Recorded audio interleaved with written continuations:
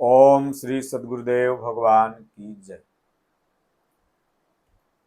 सज्जनों, संत महात्माओं की दो वृत्ति है, भिक्षा वृत्ति, आकाश वृत्ति। भिक्षा वृत्ति का मतलब कुछ महात्माओं ने नियम बनाया कि एक घर दो घर हम जाके भिक्षा करेंगे, भगवान बुद्ध वगैरह। और पूज्य दादा गुरु महाराज जैसे उन्होंने कहा कि भगवान साधु बनाए हैं तो हम भिक्षाटन नहीं करेंगे। तो आकाश वृत्ति, अपने आप परमात्मा व्यवस्था कर भेजें। एक भक्त ने कहा भी पूज्य दादा गुरु महाराज को कि जाइए भिक्षा कर लीजिए। उन्होंने कहा भगवान जिसको प्रेरणा करेंगे वो खिलाएगा। फिर वही भक्त कुछ देर बाद आया, बोला महाराज भगवान ने हम ही को प्रेरणा किया है, आप प्रसाद ग्रहण करें, मैं बहुत देर से देख रहा हूँ आप भूखे हुए हैं।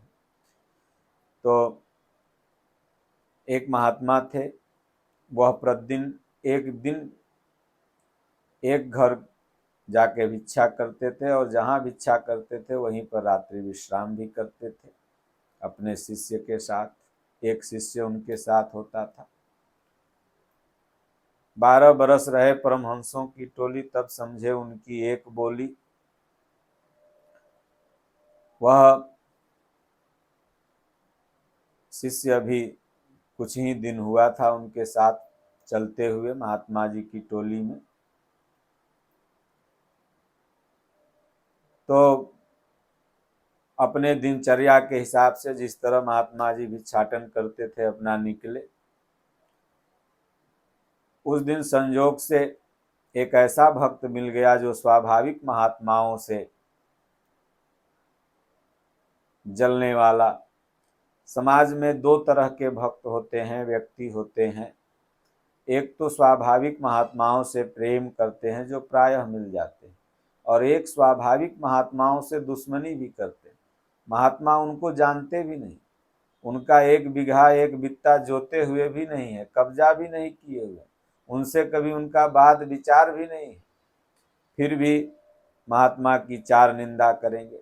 महात्मा ऐसे, महात्मा वैसे, महात्मा वो ये, क्योंकि वो स्वाभाविक जलते हैं, उनका स्वभाव ही उसी तरह का है। तो वो उसी स्वभाव का था, महात्माओं को देखे तो चिढ़ जाए। जैसे बाभन कुत्ता नाऊ, साधु देख गुर्राऊ। पंडित जी लोग जो स्वाभाविक होते हैं, कुछ, सब तो नहीं, सब तो सेवा करते हैं। कुछ लोग ऐसे होते हैं जो महात्माओं को देखते उन चिढ़ जाते हैं, सोचते हैं भाई महात्मा तो आंखों देखी हाल बताएंगे, हम कागज की लेखी बताएंगे। कबीर साहब ने कहा मैं कहूँ आँखन की देखी, तू कहे कागज की लेखी, तोर मोर मनवा एके कैसे होए। तो कुत्ता महात्माओं को जब देखेगा तो वो भूकेगा। सब कुत्ते तो नहीं, कुछ कुत्ते तो दौड़ा लेते हैं काटने के लिए, इसलिए महात्मा लोग लाठी साथ में रखते हैं। और नाऊ जो केस काटने वाला होता है वो भी महात्माओं को देखेगा तो मन ही मन गरियाएगा, चिढ़ेगा। सब बाल जटा रख लेंगे तो फिर हमारा बाल बच्चा कैसे चलेगा, रोजगार कैसे चलेगा, इस साधु सबका बाल जटा बढ़वा रहा है। तो कुछ लोग स्वाभाविक होते हैं जो महात्माओं की निंदा करते हैं, कुछ लोग स्वाभाविक प्रेम करते हैं। तो महात्मा जी उसी के दरवाजे पहुंच गए जो स्वाभाविक ही संत से ईर्ष्या जलन करता था। पहुंचे तो महात्मा ने कहा भाई आज आप ही के हम लोग भिक्षाटन करेंगे, रात्रि विश्राम करेंगे। इतना सुना कि वो बिगड़ खड़ा हुआ, इतने मोटे ताजे हो, कमाया नहीं जाता है, तुम्हारा बाप कमा के रख दिया है, तुम यहाँ रहोगे। पूरा उल्टा सीधा बोलने लगा। 2-3-4 घंटे तक महात्मा खड़े रहे, जो मन में आता रहा बोलते रहा। उसके बाद जब बोल के शांत हुआ तो महात्मा जी के मन में कोई क्रोध नहीं आया। चेलवा के मन में थोड़ा क्रोध आया, क्योंकि धीरे धीरे महात्मा लोग क्रोध को अपने वश में कर लेते हैं, क्योंकि वो जानते हैं कि जो गालियां दे रहा है एक शब्द है, एक भाषा है, इसका स्वभाव है, इतना ही जान रहा है इसलिए गाली दे रहा है। जब जान जाएगा तो यह भी नहीं देगा। चेलवा को मने मने गुस्सा आवे। फिर महात्मा जी कहें, बस भाई हो गया, तुम्हारे यहाँ आज की भिक्षा हो गई, अब मैं जा रहा हूँ। बसे रहो, उजड़ो मत, बसे रहो, यहीं आनंद से रहो, बसे रहो, खूब मस्त से रहो। महात्मा जी ने आशीर्वाद दिया और चले गए, क्योंकि कर भला उसका भी भला, जो न कर भला उसका भी भला। इस तरह से महात्माओं का स्वभाव होता है। आगे गए, उस दिन तो महाराज जी अपना उपवास व्रत ही समझ लिए, भगवान की मर्जी आज उपवास रहने की है, चलो कोई बात नहीं। फिर दूसरे दिन एक भगत के पास पहुंचे। भगत दूर से ही देखा, पत्नी कहा थाली लाओ, पानी लाओ, आज अहो भाग्य, कब आई है सदगुरु पहुनवा हमार भवनवा। बिहार में भजन लोग गाते हैं। आज एक महापुरुष सुबह सुबह दिख गए, संत दिख गए, उनके शिष्य भी साथ में हैं, चलो सेवा करते हैं। सेवा किया, चरण प्रक्षालन किया, नाश्ता भोजन इत्यादि सब कराया। सुबह से शाम तक सेवा में लगा रहा। शाम में चरण इत्यादि दबा के उनको आसन दिया सोने के लिए। महात्मा जी कुछ देर भजन किए, फिर सोए। सुबह हुई, विदाई उदाई कर लिया। तब महात्मा दोनों पीठ से आशीर्वाद हाथ पर दिए, बोले उजड़ जाओ। तो 12 बरस रहे परमहंसों की टोली, तब समझे उनकी एक बोली। वो महात्माओं की सेवा किए हुए था, वो महात्मा जी का आशीर्वाद समझ रहा था कि भाई महात्मा तो कुछ बात होगा तब ऐसा बोल रहे हैं। जैसे कि हमारे पूज्य दादा गुरु महाराज के भी जीवन में आता है कि दादा गुरु महाराज ने कहा था कि हम कुश्ती में गुरु महाराज किसी से न पटकाएं। अनुभव में जब चित्रकूट में आया, जाओ आज किससे किसी से नहीं पटकाओगे, वहीं महात्मा का स्वरूप खड़ा हो गया। तो महात्माओं की तो वाणी विलक्षण होती है, महापुरुषों की। वो क्या कहना चाहते हैं वो तो वही जाने। सोई जानहु जेहि देहु जनाई, जानत तुम्हें तुम्हें हो जाई। वो क्या कहना चाह रहे हैं ये तो उनके ही बस की बात है, वही समझ पा सकते हैं। काज ये जाने आपना, कार्य जनावे पीव।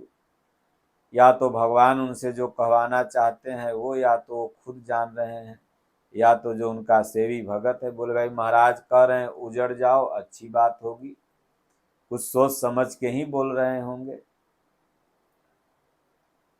दंडवत किया, अपना चला गया। चेलवा जाते ही आश्रम में पूछा, गुरुदेव आपने उतनी आपकी सेवा की वो भगत, और आपने कहा उजड़ जाओ, और जो आपको 1000 गाली दिया, 4 घंटा तक आप थे, आपको गाली ही देते रहा,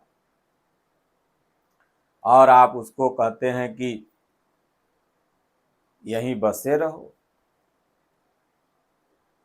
आपकी भी ना बहुत बड़ी विचित्र लीला। महात्मा जी ने कहा देख,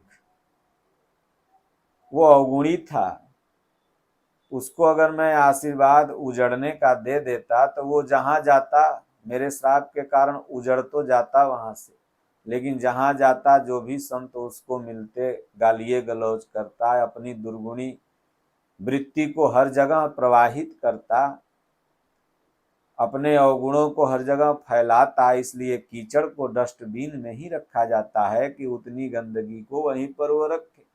इसलिए मैंने उसको आशीर्वाद दिया कि वहीं बने रहो, ताकि उस स्वभाव के लोग और पैदा न करे वो। और इसको मैंने उजड़ने का आशीर्वाद इसलिए दिया कि फूल को लोग हाथ में लेके उसकी सुगंध को चारों दिशाओं में फैलाते हैं और दुर्गंध को नहीं फैलाते। तो इसलिए वो विचार उसका फूल था, स्वभाव उसका अच्छा था, इसलिए मैंने उसको कहा उजड़ जाओ, ताकि वो जहाँ जाएगा संत सेवा की बात, संत महिमा, भगवान की महिमा को और प्रकाशित करेगा। चंदन तरु हरि संत समीरा।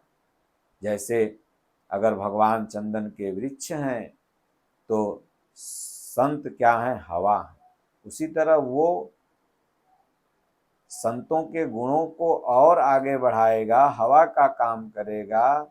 इसलिए मैंने उसको उजड़ने का आशीर्वाद दिया। चेला कहा वाह गुरु महाराज, दंडवत, आपने तो बहुत अच्छा समझाया, मैं तो कुछ और समझ रहा था। भगवान बुद्ध को एक व्यक्ति बहुत गाली दिया।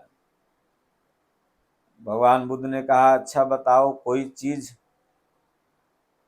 आपने हमको दिया और मैं आपकी उस चीज को न लूं तो वो चीज कहाँ रहेगी?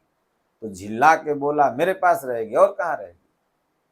भगवान बुद्ध ने कहा तो जो गाली आप 1 घंटा से मुझको दे रहे थे वो मैंने आपका लिया नहीं, अब बोलो वो कहाँ रहेगी?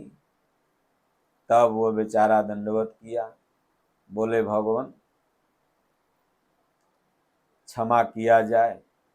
तो सज्जनों, संत सदैव सम्मान के पात्र होते हैं। संत का दुनिया में परमात्मा के सिवा कोई नहीं होता है। उनके उपदेश का सदैव आचरण करें, महात्माओं को देखें, अगर आप उनका सम्मान नहीं कर सकते तो अपमान मत करें। भगवान श्री रामचंद्र जी ने भी रामचरितमानस में आया है कि औराई में बैठे हुए थे, महात्माओं को देखा, दंड प्रणाम किए, अपना आसन बिछा दिया, जो पीताम्बरी ओढ़े हुए थे बिछा दिया, महात्मा लोग बैठे, सत्संग हुआ। जब चले गए तो हनुमान जी, भरत जी, लक्ष्मण जी सब कानाफूसी करने लगे।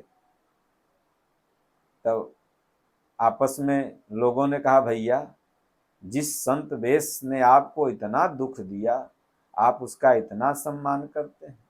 बोले देखो, संत वेश सदैव पूजनीय है, वो संत के वेश में क्या है उसका काम जाने, मेरा काम है इस वेश का सम्मान करना, और मैं ही अगर सम्मान नहीं करूँगा तो दुनिया क्या करेगी?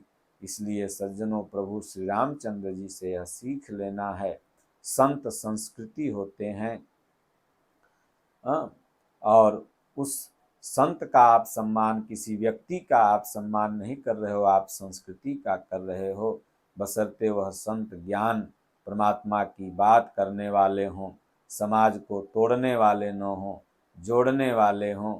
पूज्य गुरुदेव भगवान ने यथार्थ गीता में लिखा है कि जो महात्मा ज्ञानी नहीं होते थे, समाज को जोड़ने वाले नहीं होते थे, उनको ज्ञानी महात्मा अपनी कुटिया में 2 रोटी नहीं देते थे, क्योंकि ये घूम घूम के तो पथभ्रष्ट ही तो करेगा। और जो ज्ञानी महात्मा होते थे उनका संरक्षण संवर्धन करते थे। इसलिए आप महात्माओं का परिचय उनके ज्ञान से करें, और उनके पास अगर ज्ञान है, समाज को जोड़ने की कला है, दरार को पाटने की खाई कि उनके पास बुद्धि है, सामाजिक रूढ़ियों को मिटाने की क्षमता है, तो ऐसे संत का सदैव सम्मान करें। बोलिए श्री सद्गुरुदेव भगवान की जय। बोलो जय सिया राम, जय जय सिया राम।